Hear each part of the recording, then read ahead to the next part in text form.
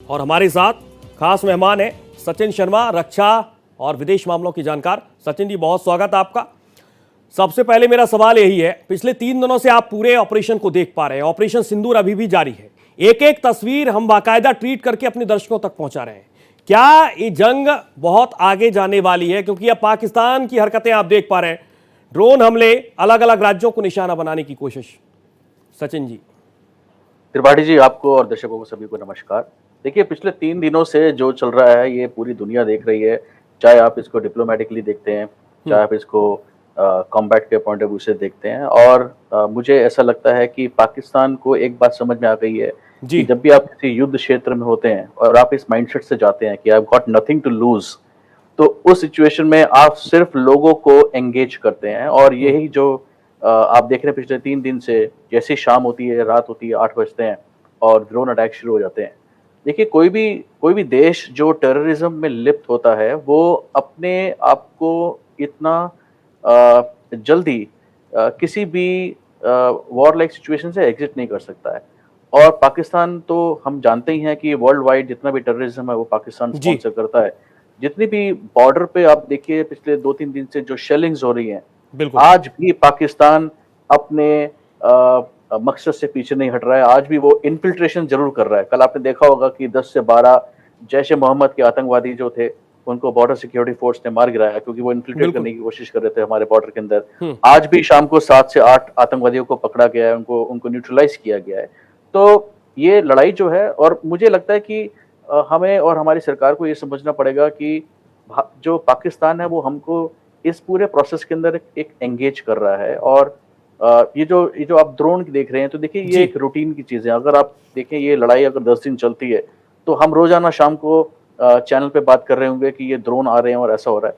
ये बड़ी नॉर्मल सी चीज है, ये फुलझड़ियां हैं। पाकिस्तान को ये बात समझनी पड़ेगी और हमारे हिंदुस्तान की सेनाओं को भी बात समझनी पड़ेगी कि हम बहुत ही सक्षम देश है। हमारे पास जो आर्टिलरी है वो बहुत ही हाई एंड आर्टिलरीज हम यूज करते हैं। चाहे आप स्केल्प मिसाइल्स देखें, चाहे आप राफेल के हैमर्स देखें। सिर्फ लोगों को S-400 सिस्टम के बारे में पता है। एक्चुअल आर्टिलरीज हम क्या यूज कर रहे हैं, एक नॉर्मल जनता को पता ही नहीं कि हम किस टाइप की वेपनरी यूज कर रहे हैं इस पूरे अटैक के अंदर।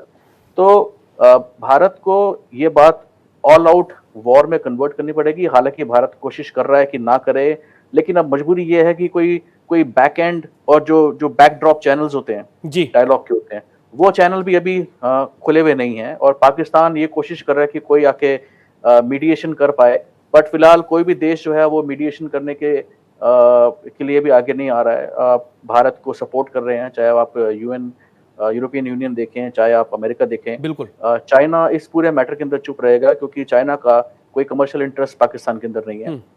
चाहे वो 65 की वार हो, चाहे वो 72 की हो, चाहे वो 99 की कारगिल युद्ध हो, पाकिस्तान को चाइना ने कभी भी सपोर्ट नहीं किया है। चाहे वो ह्यूमन कैपिटल हो, चाहे वो आर्टिलरी हो।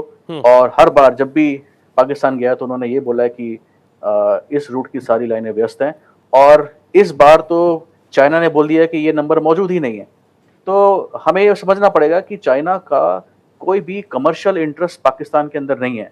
और किसी भी देश का अगर कमर्शियल इंटरेस्ट नहीं है तो वो आगे नहीं आएगा। सिर्फ पाकिस्तान का स्ट्रेटेजिक इंटरेस्ट है, जिसके लिए वो इमीडिएटली ओपनली हिंदुस्तान के साथ तो कम से कम वॉर में नहीं आएगा एशिया के अंदर। आप पिछले 3 दिन से इस पूरे ऑपरेशन को देख पा रहे हैं सचिन जी, लेकिन एक बात समझ नहीं आती, पाकिस्तान जिस तरीके से लगातार ये छुटपैया हरकतें कर रहा है, आप देख पा रहे हैं कि S-400 ने किस तरीके के हालात वहां पर पाकिस्तान में कर दिए। एक तस्वीर लाहौर के मार्केट की हमने कल दिखाई, वो तस्वीर अगर कोई भी देखेगा तो शायद ये समझ आ जाएगा कि पाकिस्तान की हालत किस तरीके की भारत ने कर दी। लेकिन ये ड्रोन से हमले, ये क्या बताने की कोशिश है? जंग चल रही है लंबी, लेकिन आप ड्रोन से हमले कर रहे हैं, आप LOC पर भी लगातार फायरिंग कर रहे हैं। ये क्या है? इसकी मतलब और मायने क्या निकाली जाए? देखिए, पाकिस्तान के पास बहुत ही लिमिटेड वेपनरी रहती है। और पाकिस्तान की जो इकोनॉमी आपको पता ही है, बिल्कुल एकदम डिस्ट्रॉयड इकोनॉमी है। कल पाकिस्तान ने ओपनली एक रिक्वेस्ट किया है ट्विटर पे कि हमको आप पैसा दीजिए, हमें फंड करिए। और उन्होंने IMF के अंदर भी एक रिक्वेस्ट डाली है कि हमको IMF से लोन चाहिए। अब भारत ने उस चीज को अपोज किया है कि कोई भी कंट्री अगर IMF से लोन ले रही है सिर्फ टेरर एक्टिविटीज करने के लिए या वॉरफेयर एक्टिविटीज करने के लिए, ठीक है। मैं आपको यहां पर रोकना चाहूंगा, एक बड़ा अपडेट आप तक पहुंचा रहे हैं अपने दर्शकों तक। भारत के 26 शहरों में ड्रोन हमला नाकाम और बारामूला से भुज तक ड्रोन हमले को नाकाम कर दिया गया। इसी बात का जिक्र हम अपने गेस्ट के साथ कर रहे थे। बारामूला से भुज तक ड्रोन हमले को नाकाम कर दिया गया। लगातार पाकिस्तान की हरकतें, भारत के 26 शहरों में ड्रोन हमला पाकिस्तान की तरफ से किया गया, लेकिन किसी भी हमले को यहां पर सफल नहीं होने दे रहा भारत। बारामूला से भुज तक ड्रोन हमले को नाकाम कर दिया और अलग अलग शहरों को पाकिस्तान निशाना बनाने की कोशिश कर रहा है, लेकिन इस सारे हमले भारत ने पाकिस्तान के फेल कर दिए। भारत के 26 शहरों में ड्रोन हमले को नाकाम कर दिया गया। बारामूला से भुज तक ड्रोन हमला नाकाम कर दिया गया है। एक एक शहर की तस्वीर भारत एक्सप्रेस अपने दर्शकों तक पहुंचा रहा है, जहां पर पाकिस्तान की हरकतें नजर आ रही हैं, छुटपुटिया हरकतें। भारत के 26 शहर जहां पर ड्रोन हमला नाकाम कर दिया गया।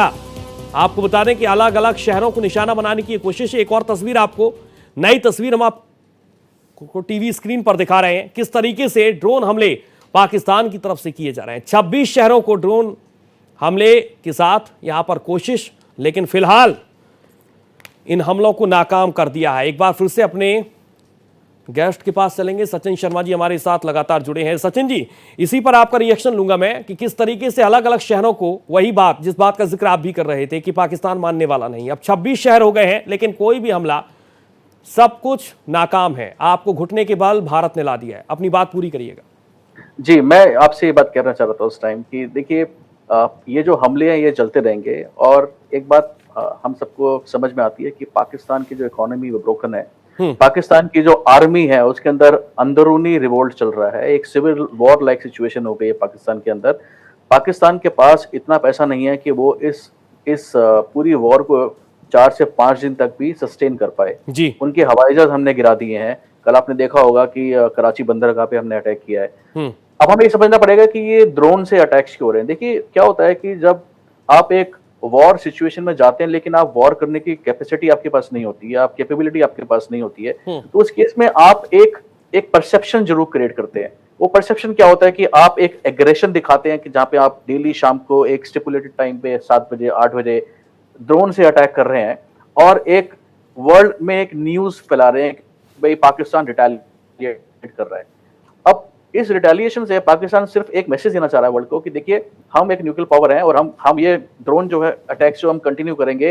अगर आप चाहते हैं कि वर्ल्ड इस न्यूक्लियर अटैक से बचा रहे तो आप आइए और मध्यस्थता कराइए हमारी, क्योंकि अभी हमारे पास कोई भी ऐसा दरवाजा खुला नहीं है डिप्लोमेसी का जहां पे हम या पाकिस्तान हमसे आके बात कर सके। तो ये सारा एक परसेप्शन मैनेजमेंट हो रहा है, जहां पे पाकिस्तान अपना एग्रेशन दिखा रहा है और वो ये चाह रहा है कि कोई भी कंट्री आए और बोले कि भाई आइए हम दोनों कंट्री के प्रधानमंत्रियों से बैठ के बात करते हैं, मध्यस्थता कराते हैं और कहीं ना कहीं पाकिस्तान को, हिंदुस्तान को ट्रेड बेनिफिट्स दिखाए जाएंगे, डी एस्केलेशन करने के लिए उनको इंसेंटिवाइज किया जाएगा और उसी को करके ये सारे जो आप देख रहे हैं ड्रोन अटैक्स। वरना अगर देखिए, अगर आप इजराइल को देखते हैं तो इस टाइप के ड्रोन अटैक्स इजराइल ने नहीं किए, वो तो ऑल आउट वॉर के लिए गए।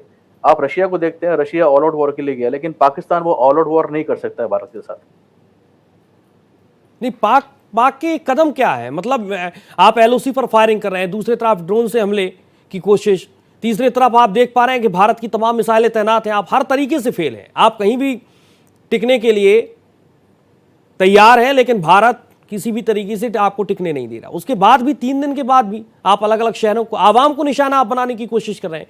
कई अलग अलग जो तस्वीरें आ रही हैं उनको आवाम पर, भारतीय आवाम यानी कि भारत की जनता को एक बार फिर से आप निशाना बनाने की कोशिश कर रहे हैं। ये क्या है? ये मतलब आप अलग तरीके का नैरेटिव फैला रहे हैं। एक तरफ आप कह रहे हैं कि हम इस जंग को जीत रहे हैं, दूसरी तरफ आप इस तरीके की हरकतें कर रहे हैं। मतलब ये तो साफ है कि ये लड़ाई नहीं है, ये तो वही है कि मदारी का खेल आपने शुरू कर दिया।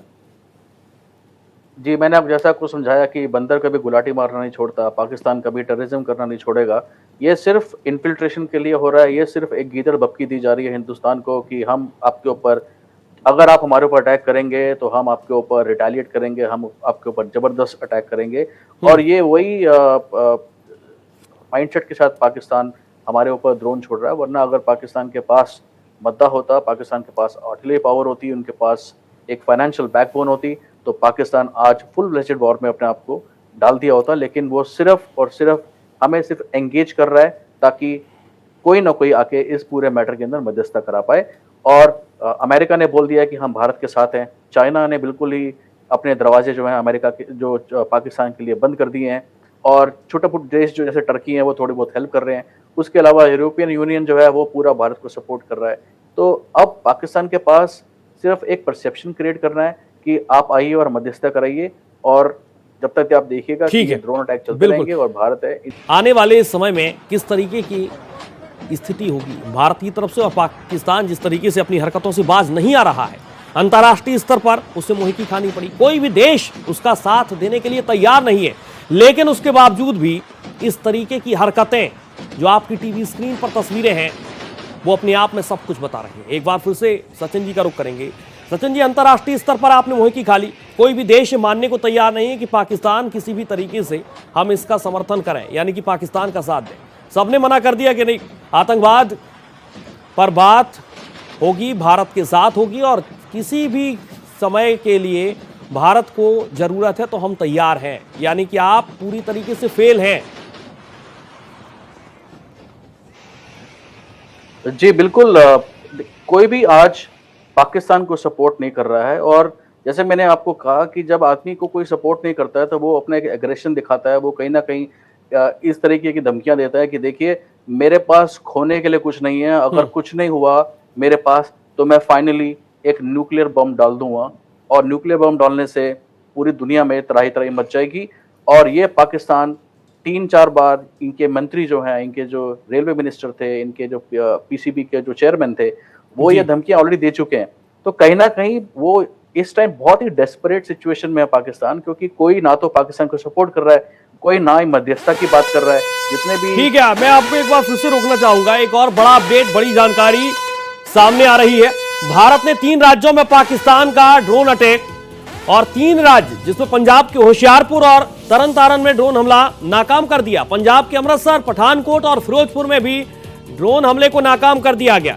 तो एक एक तस्वीर, वही तस्वीर, अपनी हरकतों से बाज आने के लिए तैयार नहीं है पाकिस्तान। और राजस्थान के पोखरण, ये अलग अलग शहर हैं जहां पर पाकिस्तान ने ड्रोन अटैक किया। एक बार फिर से सचिन जी का रुख करेंगे। सचिन जी, वही हालात हैं, कोई भी अलग अलग राज्य, शहर, बस सिर्फ और सिर्फ ड्रोन अटैक। अपनी बात पूरी करिए। देखिए ड्रोन अटैक चलते रहेंगे। उसके लिए हमें ये बात समझना पड़ेगा कि वॉर के अंदर बहुत पैसा खर्च होता है, और जो ड्रोन्स होते हैं वो सबसे ज़्यादा कॉस्ट इफेक्टिव मॉडल होता है किसी भी सेना के लिए। और दूसरी बात यह है कि बहुत ही लेस रिस्क इन्वॉल्व होता है ये पूरा प्रोसेस, जहाँ पे आप एक अनमैन्ड एयरक्राफ्ट को किसी भी दुश्मन की टेरिटरी में छोड़ देते हैं। और ड्रोन अक्सर क्या करते हैं कि ये बहुत सारा डेटा भी कलेक्ट करते हैं, बहुत सारे फुटेजेस लेते हैं, बहुत सारे इंफॉर्मेशन लेते हैं, और जो इंफॉर्मेशन स्ट्रेटेजिक रीजंस के लिए वॉर में काम आती है। तो पाकिस्तान जो है ये इन चीज़ों को करता रहेगा। और ये भी समझना पड़ेगा कि पाकिस्तान नहीं चाहेगा इस समय कि वो अपने पायलट्स को रिस्क करे, क्योंकि हमारे बॉर्डर्स पे जो हमारे एंटी एयरक्राफ्ट गन्स हैं, हमारे जो मिसाइल्स लगे हुए हैं, हमारे S-400 लगे हुए हैं, तो कोई भी अगर हमारे रडार में आता है तो वो बच के नहीं जाएगा। और इस सूरत में एक एक हवाई जहाज उनका अगर क्रैश होता है, उनके एक एक पायलट क्रैश होता है, या हमारे भारत में आके गिरता है, तो कहीं ना कहीं वो पाकिस्तान के लिए बहुत ही दुखद होगा। पाकिस्तान की इकोनॉमी को भी हिट करेगा, पाकिस्तान के स्ट्रेटेजिक डिसीजंस को भी हिट करेगा। इसलिए पाकिस्तान एक नो रिस्क इन्वॉल्वमेंट सिचुएशन के अंदर हमारे साथ एंगेज कर रहा है, जहाँ पे उनको पता है कि हम चाइनीज ड्रोन भेज रहे हैं, ज़्यादा से ज़्यादा ये जो ड्रोन हैं ये शॉट डाउन हो जाएंगे, और इसके अलावा हमारा कोई रिस्क इसमें ज़्यादा इन्वॉल्व नहीं है। और आपने देखा होगा कि कल टर्किश ने सोंगर ड्रोन्स जो हैं वो पाकिस्तान को दिए हैं। टर्किश के जो ड्रोन्स हैं वो बहुत ही हाई मैकेनिज्म ड्रोन्स है, हाई एडवांस टेक्नोलॉजी के ड्रोन्स हैं, जो कि स्ट्रेटेजिक रीजन से भी पाकिस्तान यूज़ करना चाहेगा। तो बट मुझे नहीं लगता है कि पाकिस्तान अभी बियॉन्ड ड्रोन्स जाएगा। वो ड्रोन्स के अंदर एंगेज रखेगा हमको, हमारे को बॉर्डर्स पे शेलिंग करता रहेगा हमारे साथ, और कहीं ना कहीं वो इन्फिल्ट्रेशन के जो एफर्ट्स हैं वो कंटिन्यू करता रहेगा। पाकिस्तान ने अपने सिविलियन जो उनके एयर स्पेस है, उसको भी इन्होंने बंद ही कर दिया है। और ये समझना पड़ेगा कि कहीं ना कहीं पाकिस्तान एक डोमेस्टिक और एक इंटरनेशनल पोस्चरिंग के अंदर इन्वॉल्व है, जहाँ पे वो अपनी मिलिट्री कैपेबिलिटीज को दिखाना चाह रहा है बाय वर्च्यू ऑफ ड्रोन्स, और वो अपने जो उसके इंटरनेशनल अलाइज हैं जी उनको कहीं ना कहीं एक इन्विटेशन देना चाह रहा है कि मैं इस स्टेज तक आ गया हूँ जहाँ पे मैं ड्रोन्स के साथ अटैक कर रहा हूँ। अगर अभी भी भारत ने डायलॉग नहीं किया या किसी ने मध्यस्थता नहीं करी तो मैं इन ड्रोन्स के बियॉन्ड भी जा सकता हूँ, मैं एक्चुअल कॉम्बैट एक्शन भी इनिशिएट कर सकता हूँ या न्यूक्लियर वॉर भी इनिशिएट कर सकता हूँ। तो ये सारी चीज़ें चलती रहेंगी। अगर ये वॉर 10 दिन और चलती है तो आप देखिएगा रोजाना शाम को 8 बजे ड्रोन अटैक्स होते रहेंगे और हमारे जो एंटी मिसाइल सिस्टम्स है वो उनको ध्वस्त करते रहेंगे। बिल्कुल सचिन जी, आपका सीधा मतलब यही है जो आपकी बातों से निकलकर सामने आ रहा है कि प्रेशर बनाने की पाकिस्तान की तरफ से कोशिश है, लेकिन दूसरे तरफ जम्मू कश्मीर के आसपास जो लोग भी इस वक्त जिनकी मौजूदगी है, जिन्हें बाकायदा हाई अलर्ट पर सेना को वहां पर रखा गया है, तो लोगों को भी निर्देश दिए गए हैं कि किसी भी तरीके से आप अपने घरों से बाहर ना निकलिए। उनका जोश आई है, उनका ये मानना है कि अब पाकिस्तान को जड़ से खत्म कर दीजिए, ये रोज रोज की खटपट नहीं हमें चाहिए, एक बार इनका कायदे से इंतजाम हो जाना चाहिए। ये एलओसी पर फायरिंग, एलओसी पर गोलीबारी, ये तमाम घटनाएं हमेशा के लिए समाप्त कर दीजिए। पूरा ट्रीटमेंट चाहिए, डैकाडॉन इंजेक्शन से काम नहीं चलेगा, अब चाहिए पूरा इंजेक्शन। जी, ये देखिए, कोई भी आवाम होती है, कोई भी देश की जनता होती है जो कि विक्टिमाइज होती है। अब आप देखें, अगर पूरे भारत के अंदर हम और आप दिल्ली नोएडा में बैठे हैं तो हमको शायद इन चीज़ों का इतना इम्पैक्ट नहीं हो रहा है, लेकिन जो लोग बॉर्डर एरियाज में हैं उनको हर 10 मिनट के अंदर कोई ना कोई ड्रोन दिखता है और वो दहशत में आ जाते हैं। उनके स्कूल्स बंद हो गए हैं, उनकी सड़कें बंद हो गई हैं, उनकी मार्केट शाम को 5 बजे बंद हो गई है। तो कहीं ना कहीं पाकिस्तान इन ड्रोन एक्टिविटीज से एक डिसरप्शन क्रिएट करना चाह रहा है। कहीं ना कहीं वो लोगों को फ्रस्ट्रेट भी करना चाह रहा है कि हिंदुस्तान की आवाम जो है वो अपनी सरकार के साथ अमन की बात करने शुरू करे कि भाई आप पाकिस्तान के साथ अमन इनिशिएट करें, आप उनके साथ किसी न किसी डायलॉग में जाएं।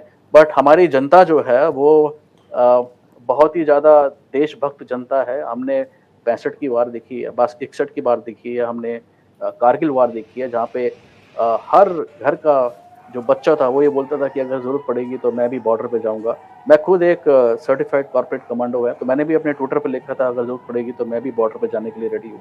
तो हमारे देश का जो मनोबल है, हमारे नागरिकों का जो मनोबल है वो बहुत ज़्यादा है।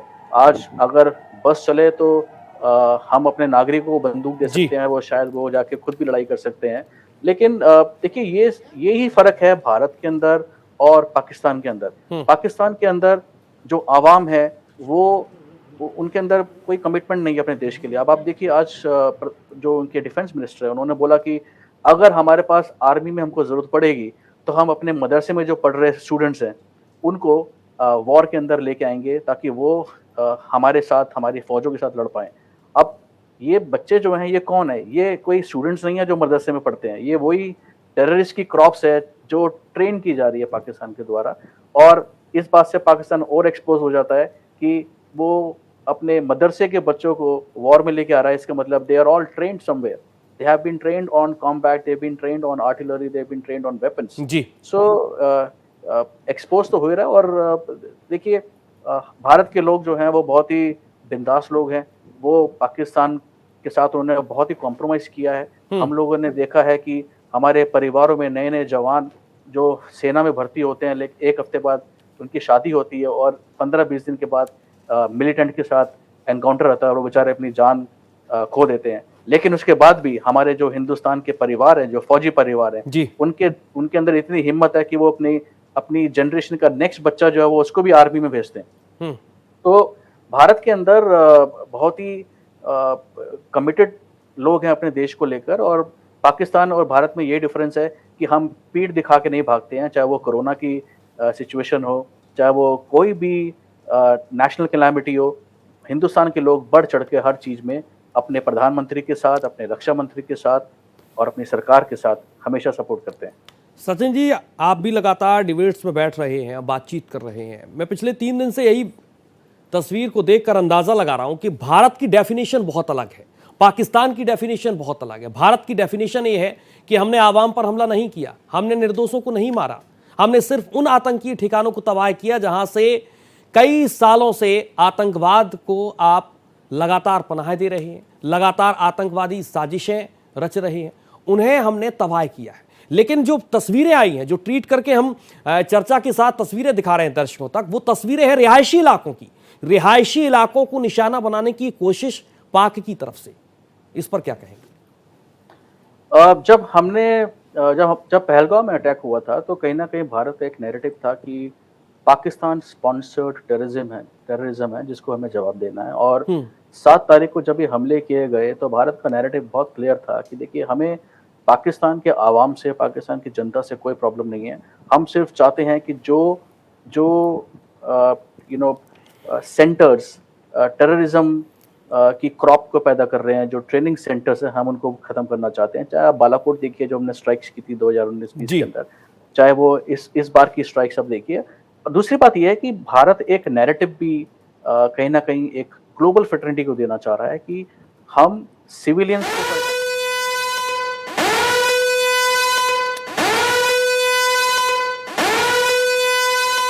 एक बड़ा अपडेट अपने दर्शकों तक पहुंचा रहे हैं। तंगधार कुपवाड़ा में सीमा पार से एक बार फिर से फायरिंग।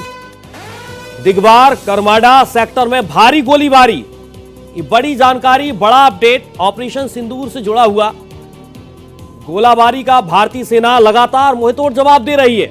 सीएम उमर ने लोगों से घरों में रहने की अपील की है।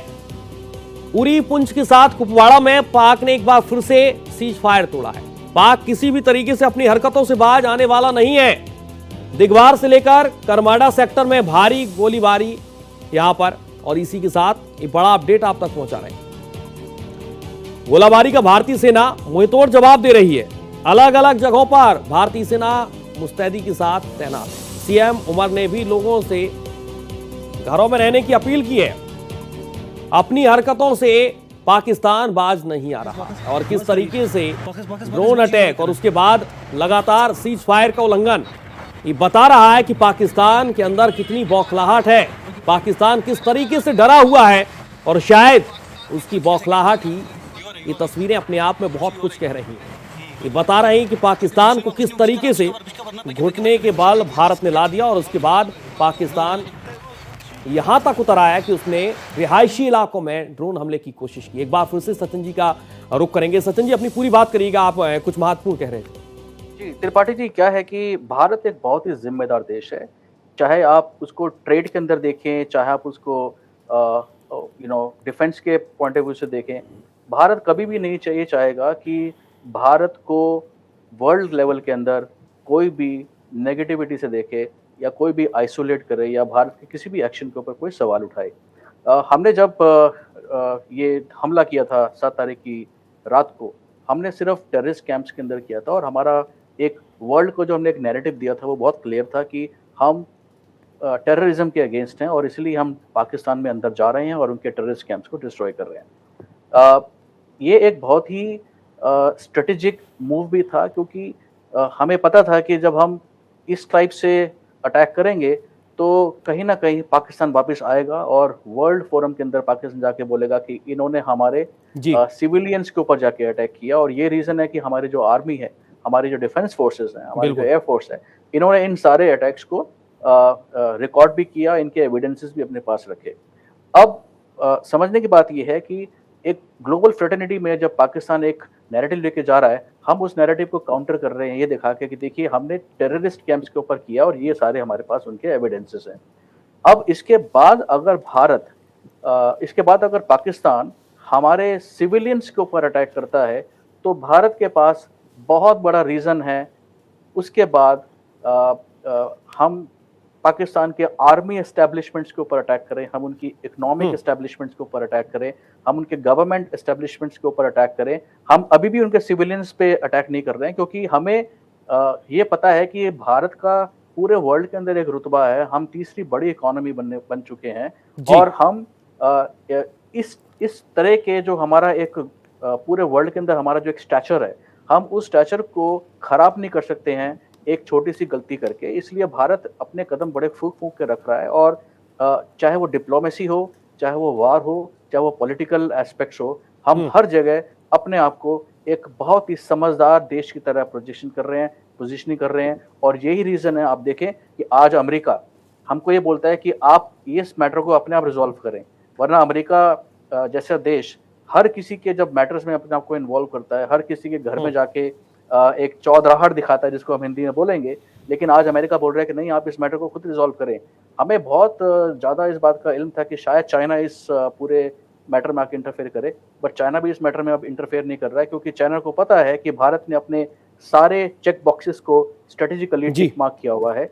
आप यूरोपियन यूनियन देखिए, आप इजराइल देखिए, आप जितने भी देश हैं, आज कोई भी देश भारत को अपोज नहीं कर रहा है, भारत के ऊपर सवाल नहीं उठा रहा है। इनफैक्ट जितने भी देश हैं वो आज हमारे विदेश मंत्रालय में आ रहे हैं और अपनी सपोर्ट दे रहे हैं, और हमको वर्बली और रिटन फॉर्मेट्स के अंदर हमारे को बोल रहे हैं कि हम आपके साथ इस पूरी वॉर के अंदर हैं, आप जाइए और इसको एक लॉजिकल एंडिंग की तरफ लेके जाएं।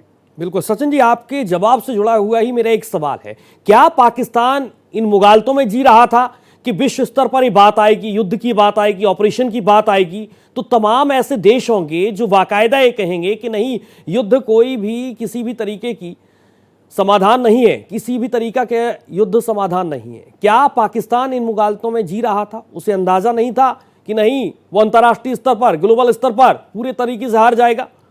और जिस बात का जिक्र आप भी कर रहे हैं, देखिए, पाकिस्तान जी नहीं रहा था, पाकिस्तान आज भी इसी मुखालते में जी रहा है कि जो पूरा देश, जो पूरी दुनिया है, वो भारत को आके सपोर्ट नहीं करेगी, पाकिस्तान को सपोर्ट करेगी। और इसलिए मैंने आपको पिछले 10 मिनट पहले भी एक बात बताई थी कि पाकिस्तान सिर्फ एक अपने आप को पोस्चरिंग कर रहा है। पाकिस्तान सिर्फ ये चाहता है आज की डेट में कि किसी तरीके से एक लॉजिकल एंडिंग हो, जहाँ पे उसको झुकना भी ना पड़े, जहाँ पे उसको अपने आवाम के सामने उनके जो नेता हैं, उनकी जो गवर्नमेंट है, वो गर्दन उठा के बात कर सके कि देखिए, हम झुके नहीं, और किसी तीसरे देश ने आके मध्यस्थता कराई और उसकी वजह से ये वॉर रुक गई। तो पाकिस्तान आज भी इसी मुखालते में है और शायद इसी मुखालते में रहेगा जब तक मुझे लगता है कि हम उसके ऊपर ब्रह्मोस मिसाइल नहीं छोड़ेंगे या फुल स्केल वॉर पे नहीं जाएंगे। बिल्कुल इन्हीं मुगालतों के साथ भारत ने लेकिन पूरे तरीके से, किस तरीके से घुटने के बल ला दिए, शायद पाकिस्तान को भी इसका कभी अंदाजा नहीं रहा होगा। आप ड्रोन आपके फेल हैं, आपकी सेना को फेल कर दिया, और आपके तमाम ऐसे हथकंडे जो आप संयुक्त राष्ट्र के साथ ग्लोबल स्तर पर अपनाने की कोशिश कर रहे थे, उसे नाकाम कर दिया। और शायद एक भारत की अंतर्राष्ट्रीय स्तर पर भी जीत है, जिस तरीके से पाकिस्तान को घुटने के बल ला दिया है। सचिन जी, 3 दिन से जो लगातार ऑपरेशन भारत का चल रहा है, एक एक प्रेस कॉन्फ्रेंस को मैं भी सुन रहा हूं, आप भी सुन रहे होंगे, भारत सरकार की तरफ से जो प्रेस कॉन्फ्रेंस की जा रही है, क्या आने वाले वक्त में जो तमाम गेस्ट भी मेरे साथ जब बातचीत कर रहे थे तो इस बात का जिक्र कर रहे थे बहुत महत्वपूर्ण तरीके से कि 48 से 72 घंटे देश दुनिया के लिए बहुत महत्वपूर्ण होंगे अगर भारत और पाकिस्तान की यथास्थिति इस तरीके की बनी रहती है तो? मुझे ऐसा लगता है कि पाकिस्तान अभी फुल स्केल वॉर के अंदर जाना नहीं चाहता है। पाकिस्तान अच्छे से जानता है कि वो इस चीज़ को अफोर्ड नहीं कर सकता है। हमारे पास जो वेपन्स हैं, हमारे पास जो टेक्नोलॉजी है, आप देखिए ना, अगर कोई देश आपके ऊपर फुल स्केल अटैक कर रहा है तो वो उसके लिए ड्रोन यूज़ कर रहा है, जो कि चाइनीज़ ड्रोन्स हैं। तो आप समझ सकते हैं कि वो ये सिर्फ एक पोस्चरिंग है, और मुझे नहीं लगता है कि जब तक हम एक फुल स्केल वॉर में जाएंगे तब तक इसका कुछ सोल्यूशन नहीं निकलेगा। हम और आप रोजाना शाम को 8 बजे डेली टेलीविजन चैनल पर इस पर डिबेट करेंगे कि आज इतने ड्रोन आ गए, इतने ड्रोन आ गए। ये ड्रोन आते रहेंगे क्योंकि पाकिस्तान का इसमें कुछ खास खर्चा हो नहीं रहा है, और भारत जब रिटेलिएट करेगा तो भारत भी इनके फाइनेंशियल एस्टेब्लिशमेंट्स पे अटैक करता है। लेकिन जब तक हम इनके सिविलियंस पे नहीं जाएंगे तब तक शायद मुझे लगता है कि पाकिस्तान को समझ नहीं आएगा। और मुझे ऐसा लगता है कि अगर पाकिस्तान का रिटेलिएशन या इन्फिल्ट्रेशन इसी तरह से चलता रहा और उन्होंने हमारे सिविलियंस को अगले 1-2 दिन के अंदर कंटिन्यू किया टारगेट करना, तो भारत फिर फुल स्केल वॉर अनाउंस करेगा, और उसके बाद राफेल्स और हमारे स्कैल्प मिसाइल्स, हमारे राफेल हैमर्स और हमारे जितने भी आर्टिलरी सिस्टम्स हैं वो अपना तांडव करेंगे पाकिस्तान के अंदर, और पाकिस्तान जो है तबाही की तरफ चला जाएगा। बिल्कुल तबाही की तरफ जाता हुआ पाकिस्तान। लेकिन एक और बात मैं आपसे समझने की यहाँ पर कोशिश करूँगा सचिन जी, जिस तरीके से युद्ध है, क्योंकि अब इसे युद्ध ही हम कहेंगे, 48 घंटे 72 घंटे होने को हैं, पाकिस्तान की छोटी छोटी हरकतें शुरू हो गई हैं, किसी भी तरीके से मानने को वो तैयार नहीं है, क्योंकि हमने वहाँ पर निशाना लगाया या वहाँ पर निशाना बनाया जहाँ पर आप बाकायदा आतंकी साजिश रच रहे थे, और हमने आवाम पर हमला नहीं किया। ये बात पूरी तरीके से साफ है और इस बात का जिक्र प्रेस कॉन्फ्रेंस में किया गया, बाकायदा अंतर्राष्ट्रीय स्तर पर भारत की तरफ से जवाब दिया जा रहा। लेकिन पाकिस्तान की ये हरकतें, क्या उसे इस बात का बिल्कुल भी अंदेशा नहीं है कि ये बहुत गलत हो रहा है? बातचीत का रास्ता एक बार फिर से, समाधान का रास्ता एक अंतर्राष्ट्रीय स्तर पर, क्योंकि अभी इस तरीके की बात सामने नहीं आ रही पाकिस्तान की तरफ से। अभी हाल ही का बयान आप देखिए वहाँ के सांसदों और वहाँ के तमाम मंत्रियों का, उनका ये मानना है कि नहीं, हम झुकने के लिए तैयार नहीं है। दो बड़े नेताओं की आपस में बातचीत भी होती है और उसका यही मतलब और मायने निकाले जा रहे हैं कि नहीं, अब झुकने के लिए शायद तैयार नहीं। तो ये क्या है? ये तो ये मजाक है कि आप हर तरीके से मुंह की खा रहे हैं, लेकिन उसके बाद भी देखिए, ये good cop bad cop strategy होती है जब आप किसी वॉर में जाते हैं, क्योंकि मैं ये मानता हूं कि जब तक प्रधानमंत्री पाकिस्तान के एक सॉलिड अपना स्टेटमेंट नहीं देते हैं, तब तक हम पाकिस्तान पर विश्वास नहीं कर सकते हैं। आपने देखा होगा पिछले 15 दिन में जितने भी स्टेटमेंट्स आए जी, वो they were not coming from the prime minister. वो स्टेटमेंट सारे इनके कोई रेलवे मिनिस्टर से आ रहे थे, कोई पाकिस्तान क्रिकेट बोर्ड के चेयरमैन से आ रहे थे, और इनके स्टेटमेंट्स को हम सीरियसली नहीं ले सकते हैं, क्योंकि पाकिस्तान जब इंटरनेशनल फोरम पे जाएगा तो बोलेगा अरे साहब आप इनकी बात क्यों मान रहे हो, ये कोई अथॉरिटी थोड़ी ना आपको स्टेटमेंट देने के लिए, अथॉरिटी तो प्राइम मिनिस्टर है।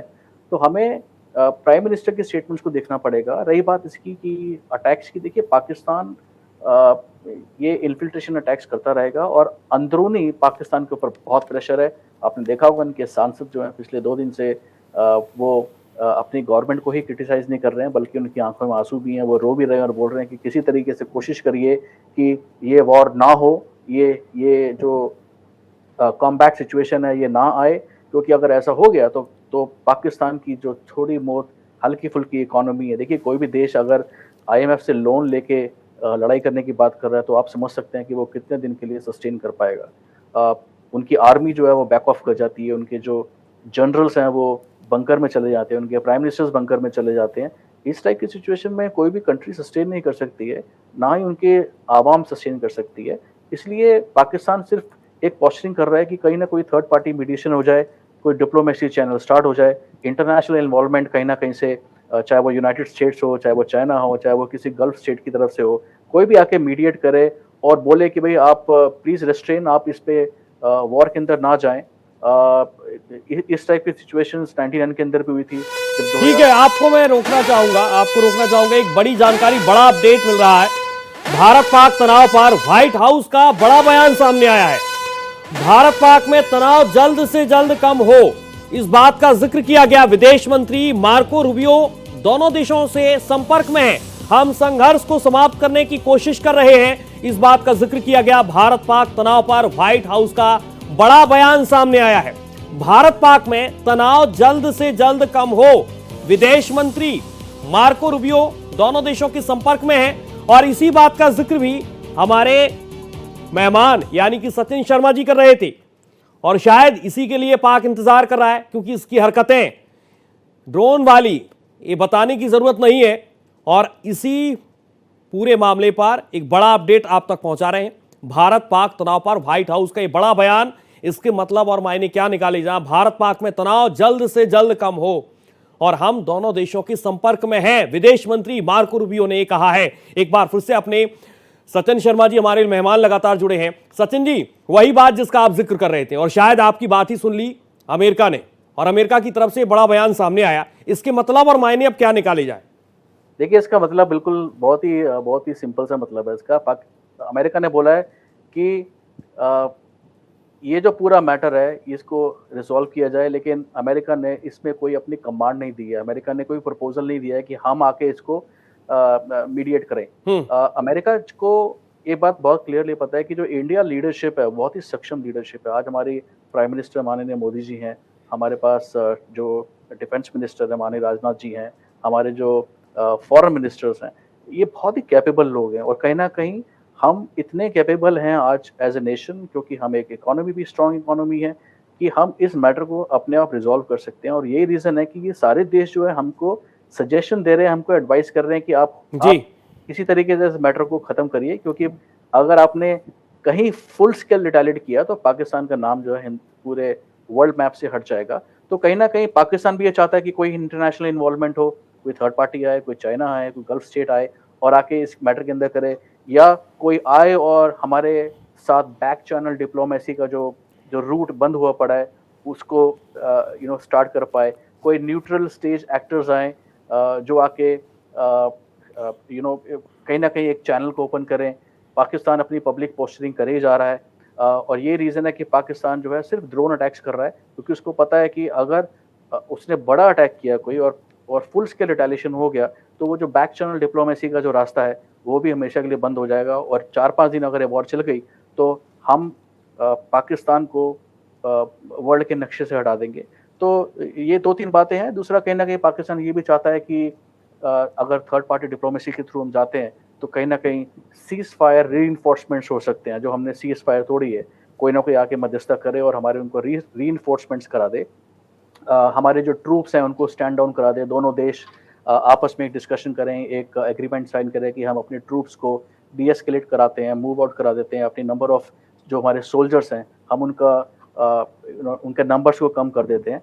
तो ये सारी चीज़ें हैं और ऑब्वियसली जब इस टाइप की चीज़ें होती हैं तो उसके अंदर बहुत सारे टर्म्स एंड कंडीशंस भी होते हैं, उसके ऊपर इकोनॉमिक प्रेशर्स भी होते हैं, डिप्लोमेटिक प्रेशर्स भी होते हैं, उनके अंदर सैंक्शंस भी होती हैं, उनके अंदर कहीं ना कहीं अगर आप अपने आप को डीएस्केलेट कर रहे हैं, अगर दोनों कंट्रीज अपने आप को डीएस्केलेट करती हैं तो आपको उनमें आपके अलाइज हैं या जो ग्लोबल पावर्स हैं, ये जो वर्ल्ड बैंक है या आईएमएफ है, कहीं ना कहीं वो आपके इंसेंटिवाइज भी करते हैं। तो हो सकता है पाकिस्तान सोच रहा हो कि क्योंकि वो एक वॉर लाइक सिचुएशन में जाता है और अगर एक थर्ड चैनल डिप्लोमेसी आती है और वो डीएस्केलेट करने का डिसाइड करते हैं तो हो सकता है आईएमएफ या वर्ल्ड बैंक या यूनाइटेड स्टेट्स या चाइना उसको फाइनेंशियली कुछ इंसेंटिवाइज करे।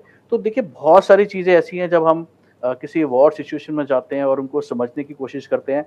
और आज पाकिस्तान क्योंकि एक बहुत ही बुरी कंडीशन में है तो वो ये पूरी कोशिश कर रहा है कि या तो वो लॉन्ग टर्म स्टेबलाइज स्ट्रेटजीज को एक्सप्लोर करे जहाँ पे वो एड्रेस करे कश्मीर डिस्प्यूट को, एक जॉइंट स्टेटमेंट दे, बायलैटरल नेगोशिएशंस के अंदर जाए, कश्मीरी रिप्रेजेंटेशन के अंदर जाए, मिलिटराइजेशन के प्रोसेस में जाए, ट्रेड रिस्टोरेशन के प्रोसेस में जाए, क्योंकि भारत के साथ कोई ट्रेड होता नहीं है पाकिस्तान का आज। तो बहुत सारी चीज़ें हैं और कहीं ना कहीं पाकिस्तान अपने इन हरकतें हैं, ये जो छोटे छोटे ड्रोन्स भेजने वाली हरकतें हैं, उससे कहीं ना कहीं हमारे ऊपर एक प्रेशर क्रिएट करने की कोशिश कर रहा है और वर्ल्ड लेवल पे कहीं ना कहीं वो ये दिखा रहा है कि देखिए मैं सस्टेन कर रहा हूँ इस वॉर को, मैं डेली 400-500 ड्रोन भेज रहा हूँ और प्लीज आओ और मध्यस्थता करो ताकि हमारा मैटर खत्म हो और दोनों आवाम जो है शांति से रहें और पाकिस्तान फिर दोबारा वो टेररिज्म का प्रोसेस करेगा जहाँ पे उसको हमारे साथ फिर 10 साल मिलिटेंसी और टेररिज्म में जाएगा और फिर कोई ना कोई पहलगांव का अटैक होगा और फिर हम दोबारा उसमें जाएंगे। हो सकता है उस टाइम कोई और सरकार हो और ये मैटर इतना एस्केलेट ना कर जाए। तो मुझे लगता है कि आज की सरकार एक मजबूत सरकार है और हमें इस पे एक डिसीजन लेना चाहिए कि क्या हमें अगले 10 दिन के अंदर एस्केलेट करके इस मैटर को ख़त्म करना है या हमें इस मैटर के अंदर कहीं ना कहीं जाके कॉम्प्रोमाइज़ करना है, डी एस्केलेट करना है और दोनों देशों को पीस देखना है। बिल्कुल, ये बहुत महत्वपूर्ण आपने जवाब दिया है और शायद इस पूरी चर्चा का एक कंक्लूजन जवाब होगा, क्योंकि वाकई में बहुत महत्वपूर्ण है। जब युद्ध किसी भी देश से होता है तो ऐसे कदम उठाने पड़ते हैं जिन्हें हम अप्रत्याशित कदम कहते हैं, और अगर वो अप्रत्याशित कदम उठाने पड़ते हैं किसी देश को तो वाकई में बहुत महत्वपूर्ण होते हैं। आप बने रहिए, एक बार फिर से मैं आपके पास लौटूंगा। भारत ने पाकिस्तान के पंजाब प्रांत के आलमगढ़ जलालपुर जट्टान की ओर से किए गए हमले का मुंहतोड़ जवाब दिया है। पाकिस्तान की सेना के आने से ड्रोन के खिलाफ भारत ने मैनुअल एंटी एयरक्राफ्ट गन का इस्तेमाल भी किया है। ये जी लाइव खड़े हैं, फायरिंग।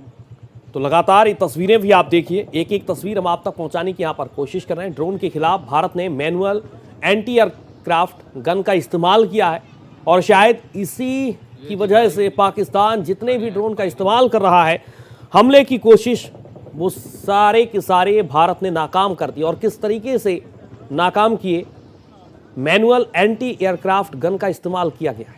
ये जी लाइव खड़े हैं, फायरिंग। तो पाकिस्तान को हर तरीके से फेल कर दिया भारत ने और मैनुअल एंटी एयरक्राफ्ट गन का इस्तेमाल किया है। एक बार फिर से अपने गेस्ट के पास चलेंगे। मेहमान हमारे साथ सचिन जी जुड़े हैं, लगातार चर्चा कर रहे हैं। सचिन जी, मैं आपसे एक और महत्वपूर्ण सवाल लूंगा। जिस बात का जिक्र आप कर रहे थे और आपने जवाब वही दिया कि कहीं ना कहीं आने वाले वक्त में एक इकोनॉमिक प्रेशर, तो कहीं भारत के सामने तो दूर दूर तक इकोनॉमिक प्रेशर नहीं है। पाकिस्तान चाहे जितना आगे बढ़कर ड्रोन नहीं, चाहे जो कुछ कर ले, लेकिन आर्थिक तरीके से हम बहुत मजबूत हैं। हम भीख नहीं मांग रहे पाकिस्तान की तरह।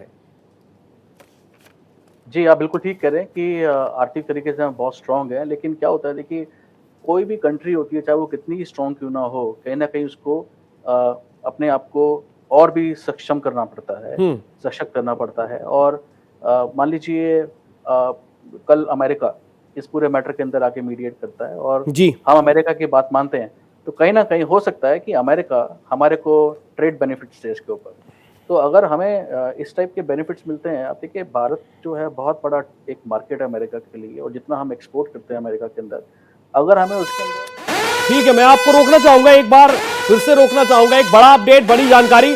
रक्षा मंत्री राजनाथ सिंह कल अहम बैठक करेंगे। सबसे बड़ी जानकारी, बैठक में तीनों सेना प्रमुख और सीडीएस मौजूद रहने वाले हैं। रक्षा मंत्री राजनाथ सिंह कल अहम बैठक करने वाले हैं। जिस तरीके के हालात बने हुए हैं और इन्हीं हालातों पर एक महत्वपूर्ण बैठक, तीनों सेना प्रमुख और सीडीएस इस बैठक में मौजूद रहने वाले हैं। ये बड़ा अपडेट, बड़ी जानकारी। बैठक में तीनों सेना प्रमुख के साथ सीडीएस मौजूद रहेंगे। किस तरीके के हालात बने हुए हैं, लगातार ऑपरेशन सिंदूर जारी है और इसी के मद्देनजर बैठक में तीनों सेना प्रमुख और सीडीएस मौजूद रहेंगे। रक्षा मंत्री राजनाथ सिंह कल अहम बैठक करने वाले हैं। बैठक में तीनों सेना प्रमुख और सीडीएस मौजूद रहेंगे। चर्चा होगी, क्या आगे की रणनीति होगी, शायद इसी पर चर्चा होगी। और लगातार हमारे साथ सचिन शर्मा जी जुड़े हुए हैं। एक आखिरी सवाल सचिन जी आपसे मैं लेना चाहूंगा, क्या इसके मतलब और मायने निकाले जाएं, क्योंकि आपने देखा कि प्रधानमंत्री आवास पर बैठक होती है, रक्षा मंत्री कल बैठक करने वाले हैं। आगे आपने कहा कि 10 दिन और 10 दिन के बाद आप प्रत्याशित कदम अगर आपको उठाने हैं तो आपको ये फैसला लेना होगा। जी बिल्कुल, ये जो बैठकों का दौर है ये बहुत ही इम्पोर्टेंट होता है ऐसी सिचुएशंस में, क्योंकि क्या होता है, हमें ये समझना पड़ता है कि हम दुश्मन को किस तरीके से चारों तरफ से घेर सकते हैं। अगर आप देखें तो हमने पाकिस्तान के साथ अपना ट्रेड खत्म कर दिया है, हमने शिमला एग्रीमेंट के बारे में ज़्यादा परवाह करी नहीं, हमने जो इंडस ट्रीटी है उसके बारे में हमने ज़्यादा कुछ सोचा नहीं, और हमने जो वीज़ाज हैं उसको रिवोक कर दिया, हमने उनके सिटीजन्स को यहाँ से अक्रॉस द बॉर्डर भेजना शुरू कर दिया है। इसके बावजूद हमने उनके जो टेरर कैंप्स हैं उनके ऊपर अटैक किया है, हमने उनके फाइनेंशियल एस्टेब्लिशमेंट्स के ऊपर अटैक किया है। कल रात को हमारे अटैक्स जो हैं उनके मिलिट्री एस्टेब्लिशमेंट्स पर अटैक हुए हैं, जो हमें पता चला मीडिया के थ्रू। तो कहीं ना कहीं इन मीटिंग्स के अंदर ये डिसाइड किया जाता है कि अब हमें कौन से चैनल्स को नेक्स्ट ऑप्ट करना है, हमारी स्ट्रैटेजी क्या होनी चाहिए, हमें ग्लोबल लेवल पे हमें इस स्ट्रैटेजी को किस किस को कम्युनिकेट करना चाहिए, कौन कौन से प्लेटफॉर्म्स ऐसे हैं जहाँ पे जाके हम इन पूरे डिसीजंस को जाके बताएं कि व्हाट आर द रीजंस, हम अगर एस्केलेशन में जा रहे हैं तो हम क्यों एस्केलेशन में जा रहे हैं, उसके क्या रीजंस हैं, उसके क्या एविडेंसेस हैं।